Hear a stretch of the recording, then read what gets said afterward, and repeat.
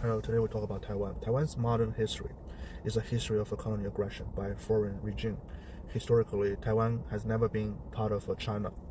There have never been Chinese in Taiwan before, only Aborigine from 1624 to 1661. The Netherlands occupied Taiwan in the late Ming Dynasty, when there was no hope of fighting against the Qing dynasty. Zheng Chenggong led his troops to occupy Pinghu in 1661, and then entered Taiwan Island, defeated the Dutch East Indian Company regime, and established the first Han regime in Taiwan's history in South Taiwan.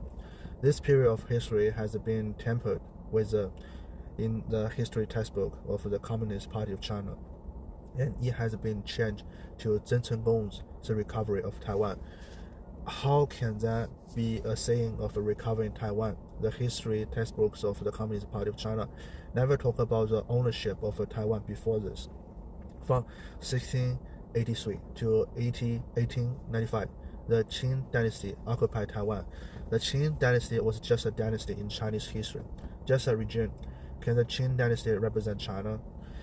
In 1895, the Sino-Japanese War of 1894 to 1895, the Qing dynasty was defeated, and the Qing dynasty signed the Treaty of Shimonoseki with Japan. In the history textbooks of the Communist Party of China, this history was tampered with because the Qing dynasty was defeated. The Qing dynasty signed an unequal treaty with Japan and ceded Taiwan to Japan. At that time, it was clear that the Qing dynasty occupied Taiwan. In 1895, Taiwan was occupied by Japan again. How could Taiwan be ceded? On May 25, 1895, Taiwan broke away from the colony rules of the Qing dynasty and established the Republic of Taiwan, which lasted only 184 days. In October 1895, the Japanese army fully occupied Taiwan and began the Japanese rule period in Taiwan. On October 25, 1945, Japan ended its rule over Taiwan, and Taiwan was taken over by the national government of the Republic of China. Note that it was the national government of the Republic of China that took over Taiwan, not recovered Taiwan, not returned Taiwan to China, because before Japan occupied Taiwan, the Qing dynasty had only occupied Taiwan as a colony regime. After October 1949, the Communist Party of China used the power, and the Kuomintang regime moved to Taiwan. In the San Francisco Peace Treaty of 1951 and the Taipei Peace Treaty of 1952, Japan treated that it would give up the sovereignty of Taiwan's island, Pinghu Island, Xisha and Lansha Island, but never mentioned the belonging of Taiwan. Therefore, if you have a little understanding of Taiwan's history and have a brief outline of the ins and outs of Taiwan history, you can immediately understand, without knowing it in details. Taiwan has never belonged to China in history, and Taiwan has never been a part of China. Taiwan's Dutch colony period, the Han regime established by Zheng Chenggong in Taiwan, the Qing dynasty, the Japanese colony period, the Kuomintang regime, and the national government of the Republic of China are nothing more than dynasties in Taiwan's history, all of which are periods of rule by foreign regime. Many overseas real democracy activists, other democrats, some current political commentators, have a little understanding of Taiwan's history and basic national condition. The most basic content, many people still don't know what the division of the two sides of Taiwan is and what kind of relationship is this between mainland China and Taiwan. Many people do not know that Taiwan did not belong to China in history, or simply think that the division of the two sides of the Taiwan history was because the CCP used power in 1949, causing the Kuomintang regime to flee to Taiwan. From a geographical perspective, Taiwan's island and its outlying islands and the Pinghu Islands, and the naturally independent Taiwan's island, Pinghu Island, Xiaoliuqiang Islands, Green Islands, Lanyu, and other outlying islands are not affiliated islands of the issues continent. Taiwan Island, as its outlying islands, are islands in the Pacific Ocean. It can be clearly seen from the topographic map that Taiwan's island is only half connected to Asian continent. Taiwan's island is only on one side of the Taiwan's strait from the easternmost tips of Taiwan's island in New Taipei City in the north, along the counterclockwise direction to Kaohsiung in the south.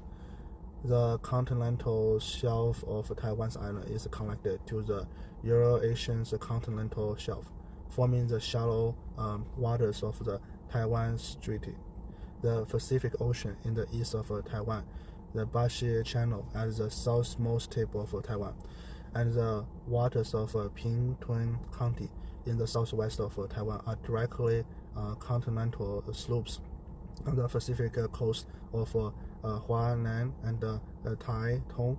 The seabed is even more directly steep, directly the deep seabed plain of the Pacific Ocean. Green islands off the coast of Taitung and Qing Island in the water west of Pingtung are directly built on the continental slope, although the Pinghu Island are on the shallow continental shelf of the Taiwan Strait. They are considered to be affirming islands of Taiwan Island because they are close to Taiwan Island. Taiwan Island is just the Pacific islands closest to China. Taiwan Island and its outlying island are naturally independent relative to China, Asian, and the Eurasian continent. From a geographical and historical perspective, Taiwan's natural independence has a distant Taiwan Island and the Pinghu Island and the outlying islands to never belong to China. The so-called Taiwan Island, Pinghu Island, Daoyu Island, and the South China Sea Island have been Chinese territory since ancient times, and are an inseparable part of Chinese territory. It's a complete lie of the CCP. It is the power well of the CCP that the so-called One China is ridiculous, and the power well of the CCP. This is also the view of those Taiwan's poor communist force. At the same time, it is also what the little those communist follows with a nationalist sentiment insist on. None of them have any rationality or legitimacy. Most Taiwanese people agree with this independency and are eager to get rid of the historical burdens of a foreign regime and build their own country since the nationalist government took over in 1945.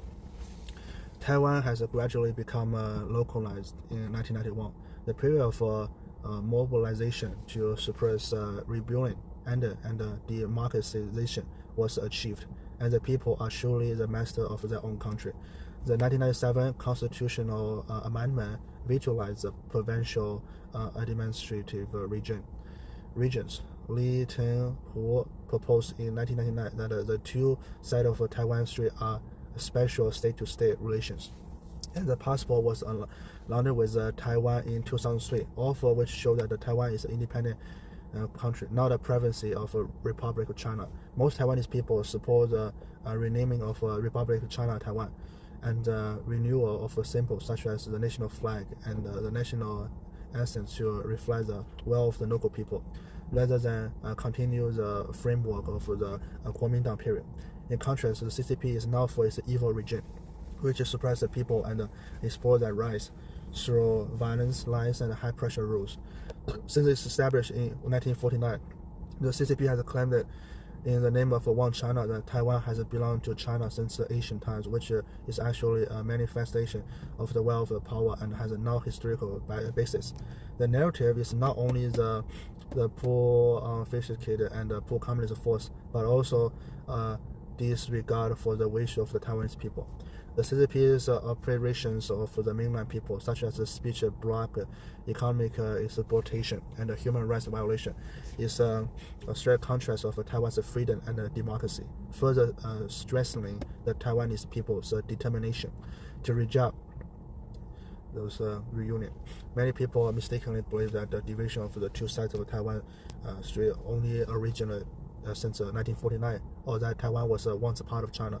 But this is not the case. Taiwan's independence is rooted in history and geography, and has now existed historical issues left over under the framework of the Republic of China, such as the name of the country, Republic of China, and the constitutional territory, including the mainland, have never been resolved due to the obstruction by the poor communist force. But this does not affect the fact that the Republic of China Taiwan is a sovereign state. Its future should be decided by the people of Taiwan. Pinghu, Himing, and Mashu, and external forces have no right to interfere. Taiwan independence is not separation from China, but liberation from the historical shackles of the Republic of China system. Clarifying the country's name as the Republic of China Taiwan, reformulated a new constitution, updating national symbol, and reforming sovereignty to the world. This is not only a reciprocation of the name, but also a confirmation of Taiwan's nature, independence and the will of its people, and a complete escape from the threat of the CCP's evil regime. Thank you so much. Hello everyone, I'm Jim. Expected to be launched next year. Zero-Day Attack is a film about the Chinese Communist Party's armed invasion of Taiwan. 7 episodes after the trailer was released, it's like a fictional run, a stock market crash, international evacuation, shutdown of a public facility. It sparked controversy within Taiwan KMT criticism. The Democratic Progressive Party is expanding its internal propaganda. This is a green military film. The Democratic Progressive Party questioned the Kuomintang, rendering capitalism speak barely of Taiwan's defense capability. Anyway, the quarrel never ended, but others are also worried this is an inciting war. This may cause a housing and stock market to fall, scare away foreign investment. The influence of the TV series, it can be this big. But today, I want to talk about why do you all say it's Xi Jinping? He is a dictator. A dictator is actually a politic term used to describe those powers without any restriction. The supreme leaders or rulers of a country, like Hitler in history, and people like Mussolini. He was once called a dictator in simple terms. A dictator is a leader with absolute power. However, in CCP's news reports, this word is rarely used to describe leaders of other countries. For example, the president of the United States or France will not be targeted by the Chinese Communist Party media as a dictator. Everyone says Xi Jinping is a dictator, but words are just not enough. So we still need to understand what kind of a dictator is he, and how seriously his dictatorship is the power of a dictator with a different source and degree. Some relies on the military force, some relies on the political assistance, some relies on personal charm. In some countries, although the government is authoritarian, but the leader is not necessarily a dictator like a real line. Although the Communist Party hold power, but because there are multiple leaders managing, not one person has a complete control over all power. If a country's government not internal check and balance and concentrate all power, then the leader of the country is easy to become a dictator. Such a situation it also happened in China. That was the Mao Zedong's era. The CCP has gone through 30 years of a personal dictatorship. After the reform and opening up, although Deng Xiaoping had a great influence, but due to the constraint of the other old leaders, he can't be like Mao Zedong, full power until the era of Xi Jinping. The CCP is back again.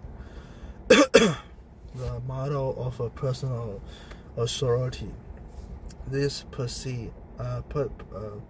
process doesn't happen overnight, but after 10 years of hard work, General Secretary Xi has succeeded, established his own authoritarian rule.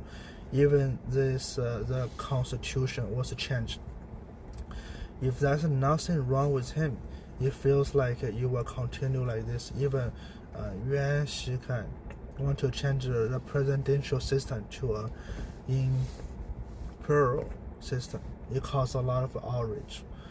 The president sent the Chinese Communist Party's constitution is also being changed to Xi Jinping's constitution.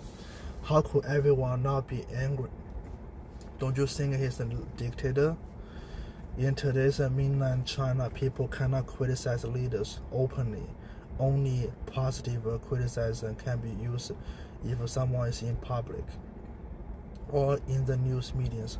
Criticize a national leader, you may be arrested by the police and put in jail. Even more serious consequences like the Sitong Bridge in Beijing. Pan Lifa was arrested for hanging a banner.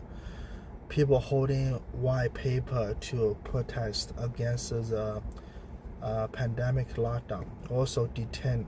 Secondly, the leader of the Chinese Communist Party, the exercise of power is not subject to constitutional restriction. It seems that His Majesty has modified it. The Constitution originally named the term of office of leader, make himself to be Fed chairman for life. In fact, public opinion in mainland China and in political discourse, the word dictator is not usually used to describe a leader contrary Communist Party control public opinion. The holy law is often portrayed as the leader of the nation development in the new era, a leader of the people. American political fans Fei Yang works identity, the need for dignity, and the politics of the resentment. There is an in-depth discussion on identity. How does it affect history and politics, especially when people's dignity demands when you are not satisfied? How do conflicts and social unrest arise? This view the same apply to dictators. They are often extremely eager recognitions and respect from the outside world. Dictators usually save their own face, and self-esteem is extremely sensitive. When those needs cannot be met, or when challenged, they may fall into a delusion of prescription. This delusion accumulate over time. You will eventually pull from them use more violent means to maintain that rise. These behavior patterns, there are many examples in history like Hitler, Stalin, Mao Zedong, Kim Jong-un, Putin, and other dictators. They are facing the outside world of internal challenge. Often through increased repressions, waging war, or other extreme behavior to consolidate their rules.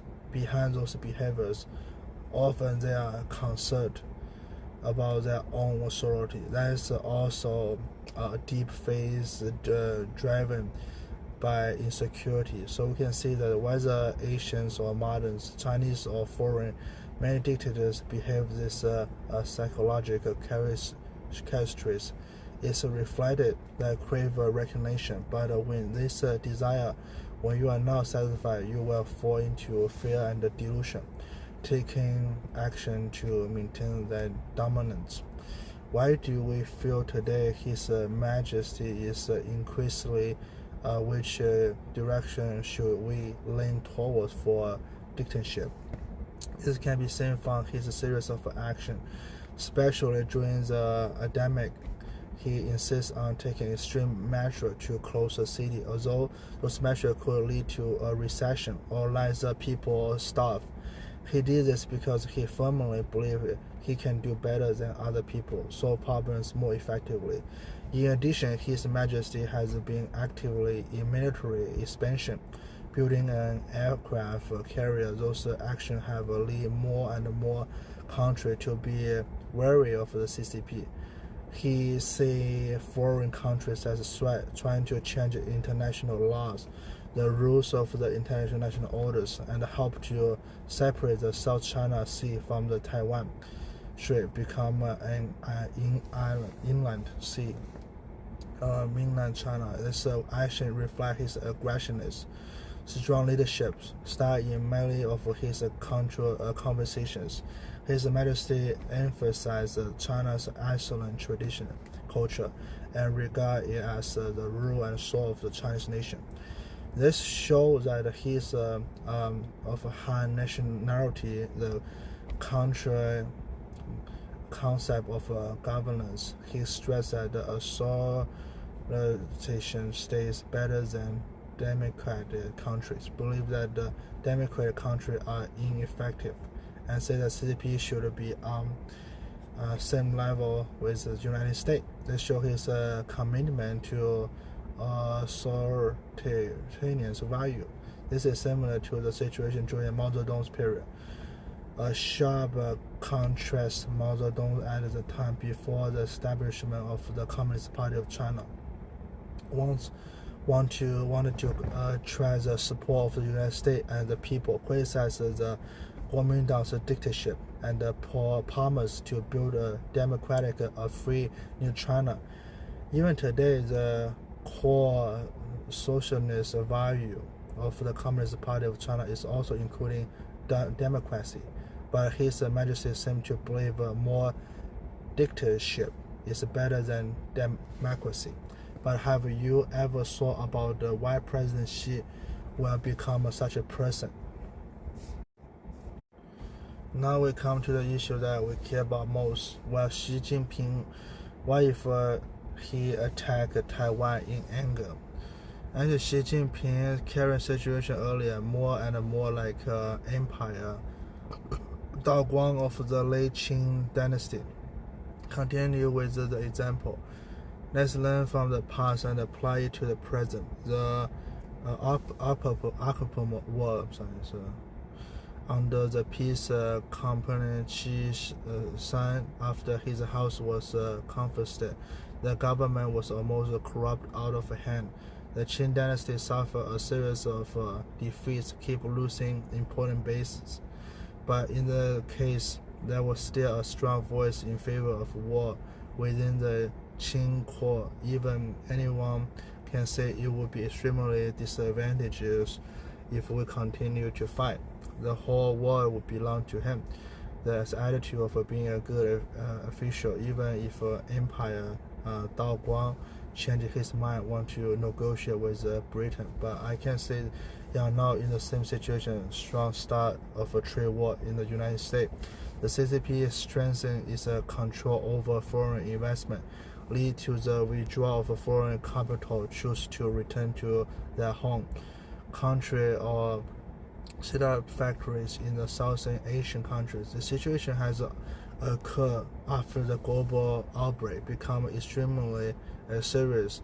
The CCP had no choice but to adopt the policy of increasing domestic demand, close economy. But now the question is, China's economy growth continues to slow after the pandemic. It is even worse. Many countries at the time, large-scale relief measures have been introduced, help small and medium-sized enterprise and the general public out of difficulties by the Chinese government, because there is no public pressure. Therefore, as naming the real situation is probably even less optimistic.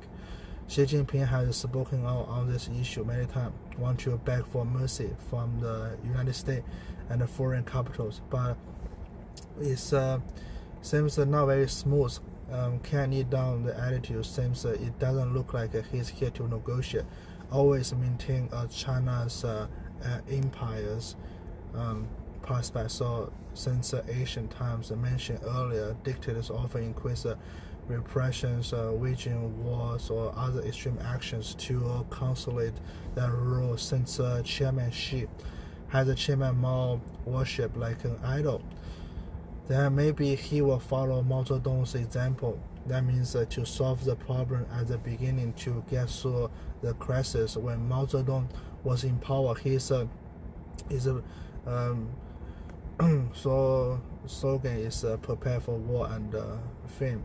Those two signs represent his main goal at the time. Prepare for war means strengthening China's military powers, like increase military training, upgrade weapons and equipment. Preparing for fame means he doesn't have a high economic requirement. He just help everyone won't go hung, won't go starve or starve to death. Not large scale of fame because he put a lot of resources to develop armies. The economic situation in the mainland China is not good now. There has been a significant decline, but His Majesty seems to be concerned about economy issues. It seems that he doesn't care that much. It seems to be working intentionally. Mao Zedong's past, prepare for the war and fame.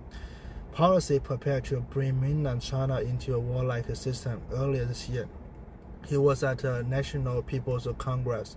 The Organization Act of the State Council was amended legally, knowing the statute of the State Council. This may be the cope with a possible future war in the Taiwan Strait. Your Majesty really want to unify Taiwan. He now has a lot of power. This is what he is prepared for. Situation in the Taiwan Strait and the South China Sea, even the possibility of a war breaking out. His preparation and acceleration action has already begun to make mainland China into a warlike state. We can take a look at the complete unity that His Holiness has repeatedly emphasized and realizing the Chinese dream of the great Chinese nation. These are very important to him. His recent series of action against the military maybe is really for preparing for justified war against Taiwan by force, since His Majesty stated those so he invests a lot of resources to modernize the Chinese Communist Party's military to have the ability to attack Taiwan. After Russia invaded Ukraine, Taiwanese people are more aware of the powerful authoritarian state may attack a small democratic country. Many experts believe the possibility of Chinese invasion of Taiwan increasing. Despite this dangerous state can be avoided, but the CIA analyzed 2027 may become Taiwan's relationship with the Chinese Communist Party particularly a stressful year currently. The CCP is increasingly threatening Taiwan with military action like sharing plans and ships frequently sent near Taiwan. Those have become our daily routine. The Holy Law is slowly but surely changing the understanding and the status quo between the two sides of the Taiwan Strait. Historically, in 1949, the Kuomintang led by the Qing defeated by the communists in the Civil War, escaped to Taiwan with the Kuomintang. I hope to counterattack the mainland one day. Politically speaking, the Republic of China is a democratic country. China mainland is a authoritarian country led by Communist Party. There is a sharp contrast between the two in economic terms. The Republic of China in the global technological industry occupies an important position. In particular, we produce 90% of the world's advanced chips. But for the CCP, Taiwan's geographic location is more strategic. Taiwan is located in the Western Pacific Ocean. It is an important channel for the Chinese Communist Party to enter the Pacific Ocean. Controlling Taiwan is important to the CCP. It's like a door open in a statistic. In the eyes of a dictator with a spare personality, human life is really not a big deal. In the 1968, the Mao Zedong once said that if they have a nuclear war, they will lose half of the people. But that's not a big deal. Those people are going to come back in 20 to 30 years. Does the Korean Empire think so as well? In fact, it's very possible because according to U.S. His psychological valuations, he was very much in agreement with Mao Zedong. They are the same kind of people. So when he attacked Taiwan, just like the judgment of the meeting when the time is right, I think he will do it without hesitation. Even if the time is not right, as long as the Korean Empire he feel that he should fight, whether it's a whole of China or in the Communist Party of China, no one can really stop him. After all, those who opposite His Majesty, he didn't either die in the heart attack, in prison, or go to the mental institution. Yeah, so okay, so today that's the story. Let's hope for the best for now. Yeah, thank you so much.